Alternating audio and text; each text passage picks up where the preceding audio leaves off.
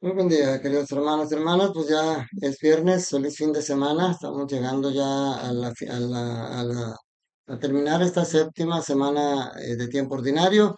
Ya han visto durante la semana en misa que el color verde ha vuelto a predominar. Solamente que en esta semana pues hubo fiestas en las que era rojo, blanco, por las diferentes fiestas que se presentaban. Pero el color en sí pues es el color en sí, pues es el verde el de tiempo ordinario.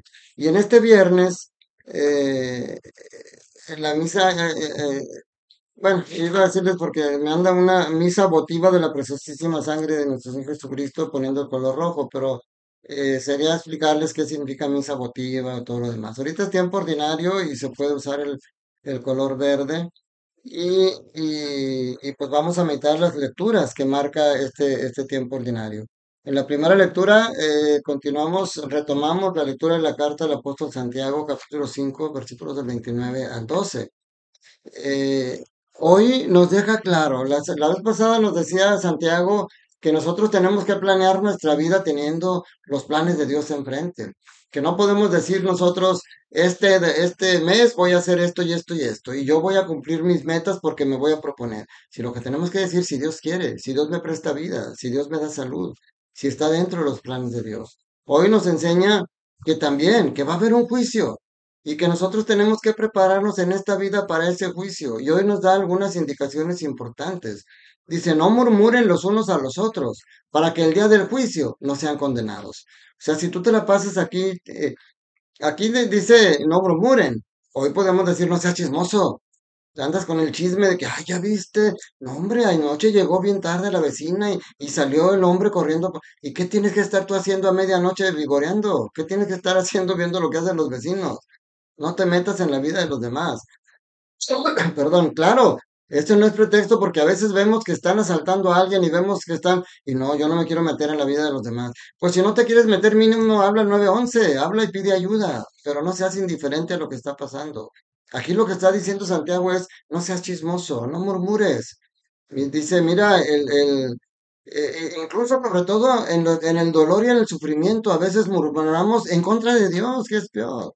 ¿Por qué al otro le va bien y a mí me va mal? Y los malos que se dedican a la maldad les va bien y tienen mucho dinero. ¿Y por qué? Mira, hoy nos recuerda Santiago que en las bienaventuranzas de Jesús decía, bienaventurado el que sufre, porque será consolado. Decíamos, ¿cómo puede ser bienaventurado alguien que está sufriendo? Dice, tomen como ejemplo la paciencia en el sufrimiento a los profetas, los cuales hablaron en nombre del Señor. Llamamos dichosos a los que supieron soportar el sufrimiento. O sea, aquellos que no renegaron del dolor, sino que lo sufrieron con estoicismo, con fe y fortaleza, sabiendo que Dios estaba acompañándolos. Esos son. Y pone el ejemplo de Job. Ustedes han oído hablar de la paciencia de Job y ya ven al final lo que le dio el Señor. El Job lo perdió todo, pero él supo, dice, todo de Dios, si recibo lo bueno de Dios, ¿por qué no recibir lo malo? El Señor me lo dio, el Señor me lo quitó, bendito sea Dios, eran sus palabras. Y al final Dios le regresó mucho más de lo que había perdido.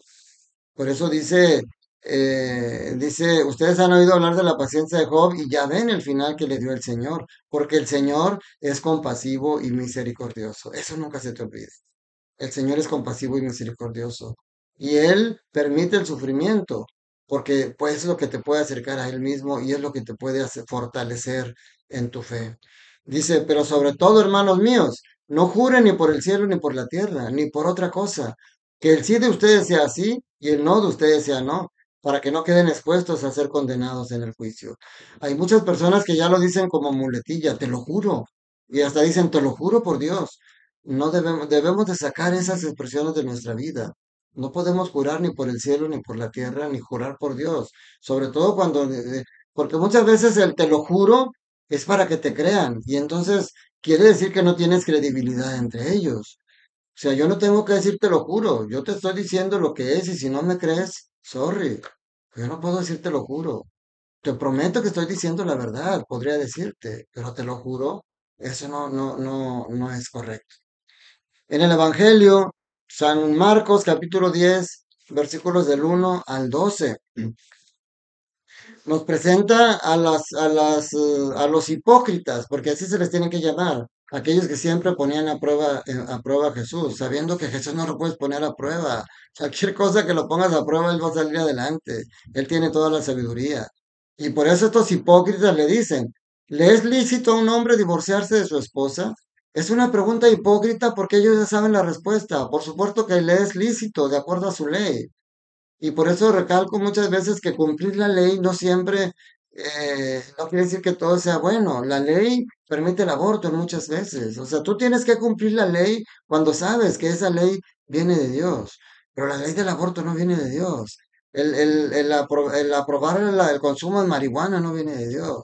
O sea, la ley se tiene que cumplir cuando realmente venga de Dios. Y aquí ellos le dicen, ¿es lícito divorciarse? Pues era lícito porque Moisés se lo permitía.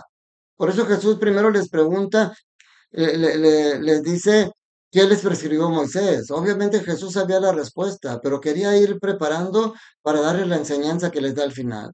Porque ellos les dicen, Moisés nos permitió, pero fíjense, permitió el divorcio mediante la entrega de un acta de divorcio a la esposa.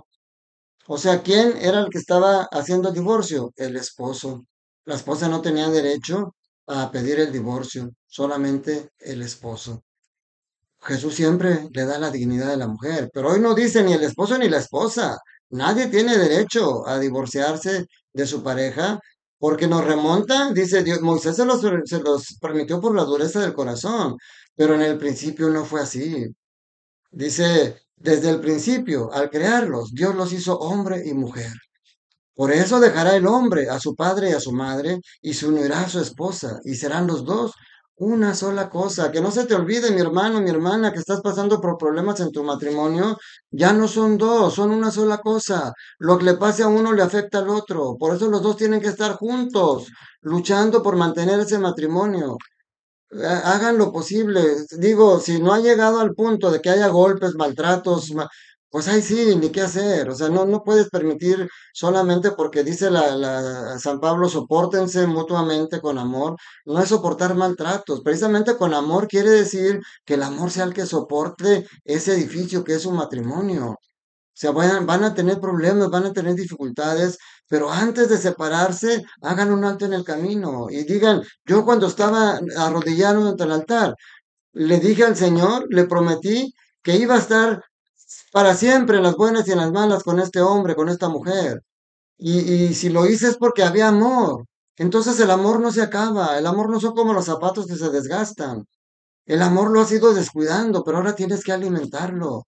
Tienes que alimentar nuevamente, vuelvan a los básicos, vuelvan a lo que eran al principio que estaban enamorados y hagan que esa llama del amor que no se extingue. Ustedes muchos matrimonios quedan separados dejando ese amor vivo porque buscan a otro y luego dejan muchas llamas por ahí porque hay personas que tienen dos o tres matrimonios. Yo no los juzgo, Dios los va a juzgar. Hoy el Señor les está enseñando que nos hizo para hacer una sola cosa. Dice, por eso lo que Dios unió, que no lo separe el hombre. Y cuando le preguntan allá en la casa qué quiere sobre el tema, Jesús les vuelve a decir, si uno se divorcia de su esposa y se casa con otra, comete adulterio contra la primera. Pero dice, y si ella se divorcia de su marido y se casa con otro, comete adulterio. Una vez lo dijo un sacerdote de una manera muy dura, porque una amiga me decía, es que si yo me divorcié fue porque me fue mal en el matrimonio y hoy encuentro un buen hombre que me puede dar una buena vida, qué injusta es la iglesia, ¿por qué no me permite volver a casarme por la iglesia? Yo quiero seguir comulgando, yo quiero seguir estando bien con Dios, pero tengo derecho a rehacer mi vida. Y yo le digo, mira, es que no es la iglesia. Cristo lo dijo y aquí lo está diciendo. Si uno se divorcia de su esposa y se casa con otra, comete adulterio. Y si ella se divorcia de su marido y se casa con otro, comete adulterio. ¿Por qué le dice tan duro? Una vez lo dijo un sacerdote. Tú como mujer, o varón, pero yo lo digo mujer porque fue una mujer, una amiga quien me lo dijo. Le digo, si tú como mujer estás divorciada pero no estás viviendo con un hombre, estás viviendo sola, dedicada a tus hijos, tú puedes comulgar, tú puedes confesarte y comulgar porque tú ante Dios sigues casada y no estás cometiendo adulterio porque no estás teniendo relaciones con ningún hombre. Pero cuando pones ya en la balanza que ahora tienes un hombre que te cuida, que te ama y quiere rehacer tu vida y dices que tienes derecho, sí tienes derecho, nada más que tienes que decidir Si tú te casas, Jesús lo está diciendo aquí, la mujer divorciada que se vuelve a casar comete adulterio. Y entonces ya tú eres la que estás decidiendo cometer adulterio y ya no volver a tener esa comunión con Cristo. Y dicho de una manera muy dura, como lo dijo ese sacerdote, tú estás rechazando a Jesús por vivir con un hombre. Tú sabes que yéndote a vivir con ese hombre ya no vas a poder comulgar. Estás rechazando a Jesús por irte a vivir con un hombre. Y entonces eres tú la que está rechazando, no es la iglesia la que te está prohibiendo comulgar. Tú estás tomando tu decisión. Ahora, no lo estoy diciendo para condenarte. Si tú eres una mujer o eres un hombre que estás viviendo bajo esa circunstancia, no, al contrario. Porque la gente cree entonces, como Jesús dijo que ya cometiste adulterio, rúmbale, ya no puedes venir a la iglesia. No es así. Jesús te sigue amando, Jesús te sigue abrazando. Por eso en la misma iglesia hay grupos de divorciados vueltos a casar que siguen yendo a misa, que siguen participando activamente del amor de Dios, pero no pueden acercarse a la comunión. Eso, claro que no es pecata minuta, pero es peor que por eso te alejes de Dios, que por eso te alejes de la iglesia. Dios te sigue amando, Dios no te rechaza, simplemente te acepta por el amor que te tiene en esa condición en la que estás. Normalmente, Dios lo que quiere es que cuando uno vive en pecado, que dejes ese pecado y que te acerques. A lo mejor lo que tienes que hacer es investigar, a lo mejor puede haber nulidad de tu matrimonio anterior, a lo mejor no te has puesto a investigar y hay motivo suficiente para declararlo nulo y entonces ya poder casarte, pero implica trámites, implica todo. Aquí hoy yo quiero brindar, ahora sí que brindar con agua por todos los matrimonios, por todos los que estamos casados, porque Dios a mí me llamó al diaconado, pero primero me llamó al matrimonio. Y claro que en mi matrimonio hemos tenido situaciones difíciles, hay cosas que de mi esposa que no me gustan, hay cosas de mías que no le gustan a mi esposa, es natural. Yo no me casé con una mujer virtuosa que no tuviera defectos. El problema a veces es ese, que decimos, no, mi matrimonio es perfecto. Si tú no ves las dificultades que hay en tu matrimonio, nunca las vas a enfrentar, nunca las vas a superar. Y por eso de repente dicen, oye, ese matrimonio se divorció y era el matrimonio perfecto. Pues sí, porque estaban viviendo una fantasía. Tú tienes que vivir la realidad de tu matrimonio con defectos y virtudes y tener la paciencia y la tolerancia para juntos mantenerse y recordar que ya no son dos, que son una sola carne que Dios ha unido y que el hombre no puede separar. El amor no es como un par de zapatos que digas es que se acabó el amor. El amor tú lo estás descuidando. Tú lo puedes volver a alimentar con el amor de Dios y rescatar tu matrimonio en este momento. Cuentas con mi oración. Si necesitas un favor especial de oración, escríbeme y con todo gusto ofrezco misas por ti. Como ya lo hago por todos en general, pero si alguien en particular, con todo gusto lo hago. Dios te ama, Dios quiere que seas feliz y que hagas felices a tus hijos, que sean hijos felices, sanos espiritualmente. Te mando un fuerte abrazo y que la bendición de Dios Todopoderoso, Padre, Hijo y Espíritu Santo, descienda sobre ustedes, sus familias, trabajos, escuelas y permanezca para siempre. Señor, ayúdame a recordar que hoy no pasará nada, que tú y yo juntos no podamos superar.